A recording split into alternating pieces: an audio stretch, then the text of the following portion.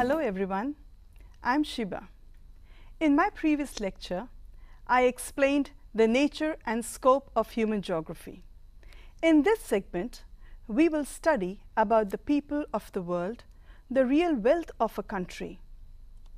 Population geography is a division of human geography.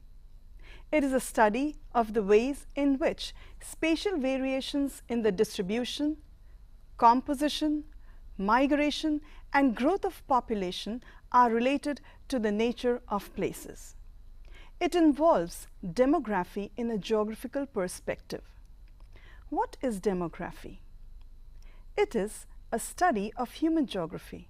It analyzes the dynamic population, that is, one that changes over time or space. It encompasses the study of size, structure, and distribution of the population and spatial and temporal changes in them in response to time, birth, migration, and death.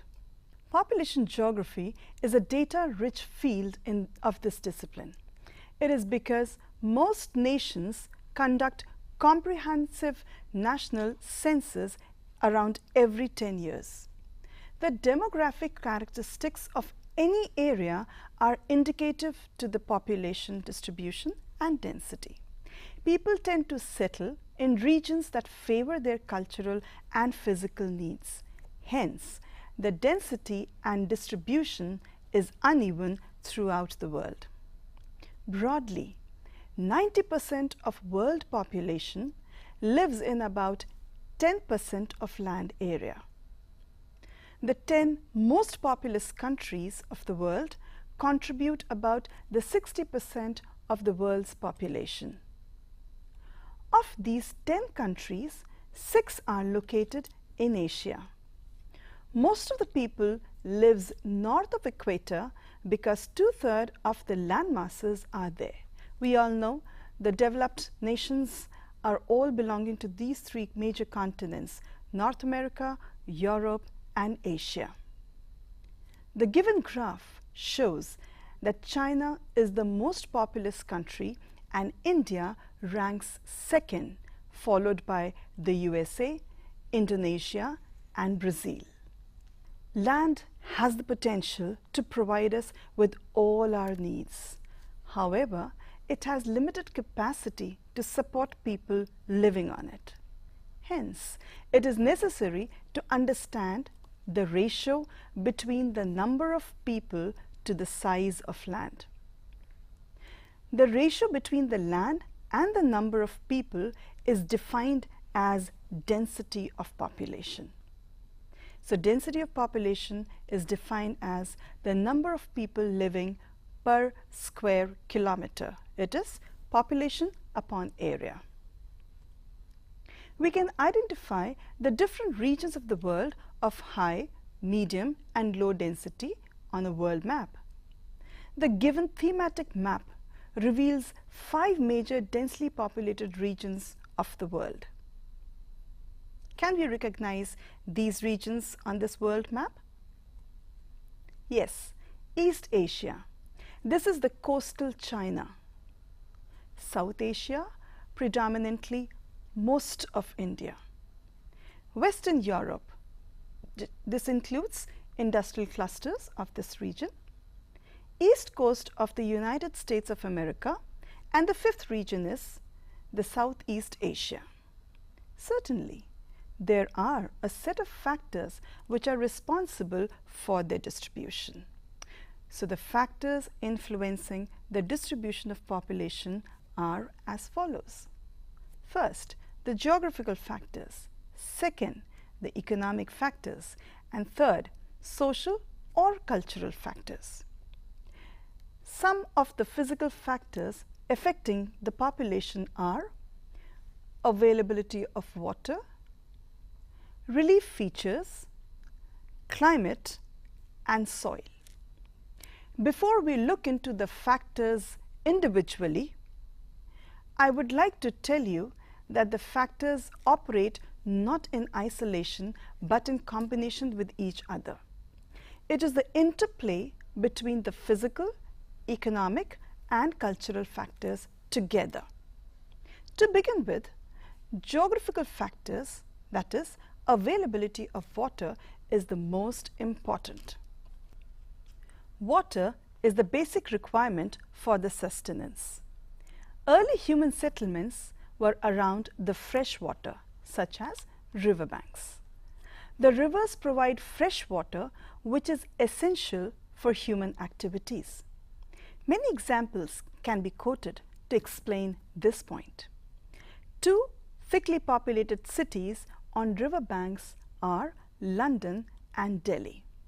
You can see the beautiful but thickly populated city of London on the banks of River Thames, and Delhi on the banks of River Yamuna. Relief features play a vital role in influencing the population distribution as well. The main concentration of human population are confined to the areas marked by flat topography. The fertile plains always attracted the people.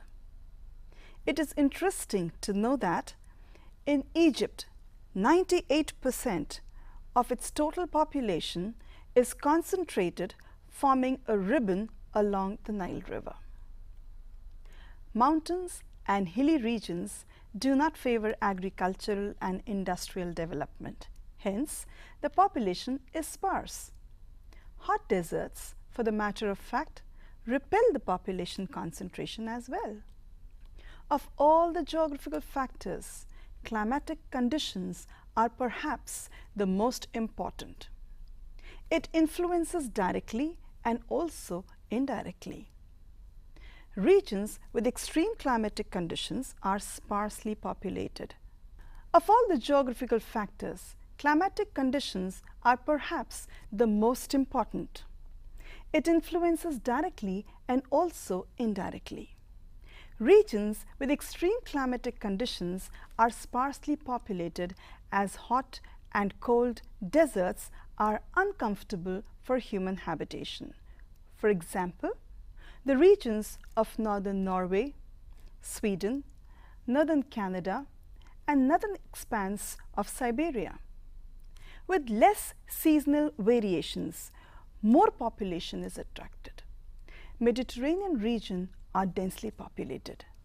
The climate affects the fertility of soil, location of industries, and many other economic activities. That is how it affects the distribution of population indirectly as well. Another very important factor affecting the distribution of population is soil. It is important for agricultural activities. Therefore, the fertile land is thickly populated. Cold deserts are hardly inhabitable due to permafrost soil. What is permafrost soil? A thick subsurface layer of soil that remains below freezing point throughout the year, occurring chiefly in polar region, is permafrost soil.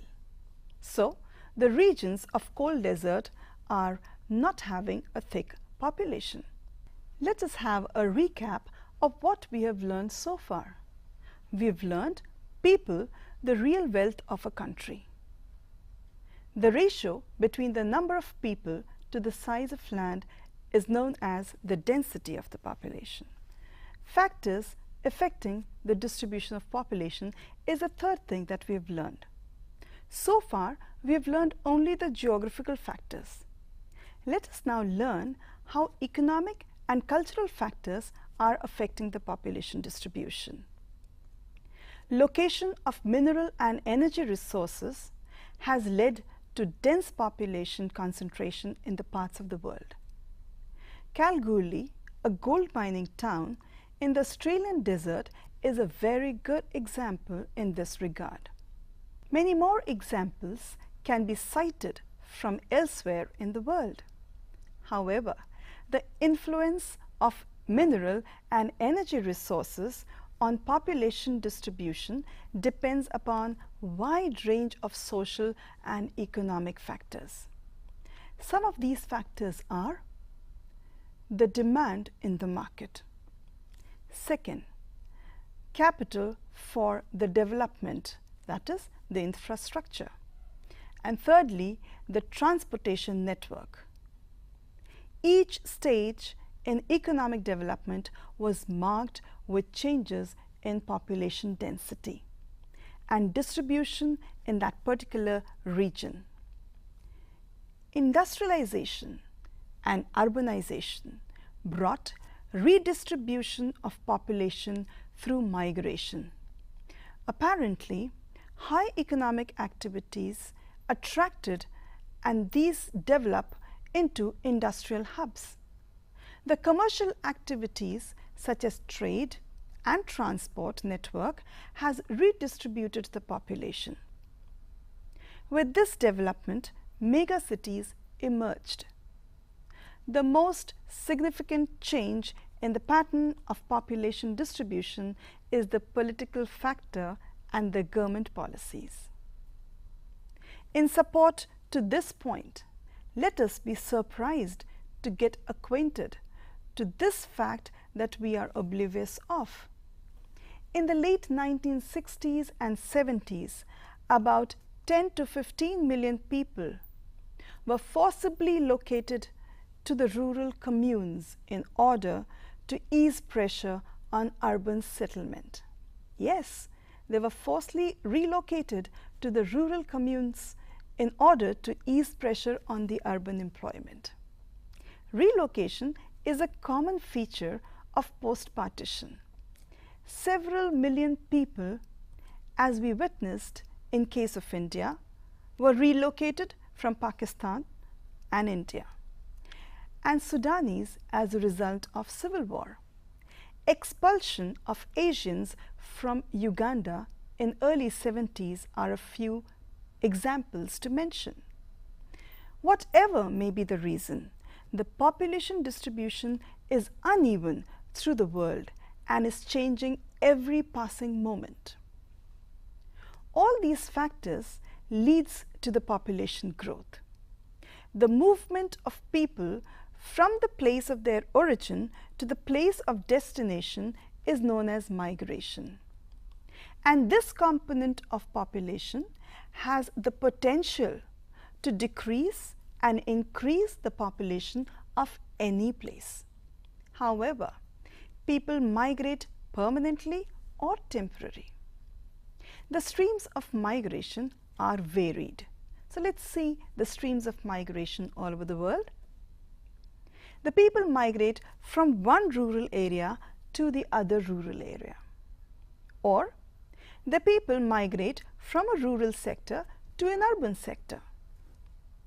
A very common feature that we see all over, that is, the people migrating from one urban sector to the urban sector which is close by or maybe a little far away. The fourth stream is the urban migration to a rural sector. Do you realize that the same person is an immigrant and an emigrant at the same time? An immigrant is a migrant who moves into a new place. And if a person moves out of a place, is termed as emigration, no matter what. But both changes the population size. Let's look into this diagram. There are 4 components mentioned, and all 4 of them together changes the population size of a region. These 4 are natality, that is birth rate, mortality, that is death rate, immigration and emigration. This change can be positive or negative. It can either be natural or human induced. We register a positive growth when the birth rate and immigration have a larger size than the death rate and emigration. We register a positive growth at that time. The negative growth is registered when birth rate and immigration is smaller than the death rate and immigration. So, we have to look everything holistically in order to explain the growth of a region, the demographic growth of a region. Population growth refers to any change in the number of inhabitants.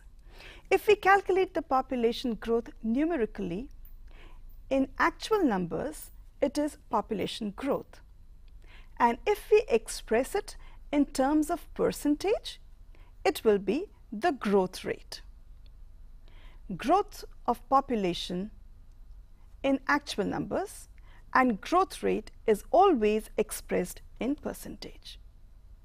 Now, the three components of population change are natality, that is birth rate, mortality, that is death rate, and migration. The crude birth rate is expressed as the number of live births in a year per 1,000 of population, and the crude death rate is expressed in terms of number of deaths in a particular year per 1,000 of population in a particular region. Let us wrap up here and quickly glance at the topics we have learned today. In this module, we have learned about the factors influencing the population, the meaning of population growth, and how can we compute. Also, the three components of population change, the birth rate, death rate, and migration changes the size of population of a region. In the next lecture, I will teach you to compute the crude birth rate and crude death rate. I will also teach you how resource and technology has led to the population growth in the past years and its impact on the development. Thank you.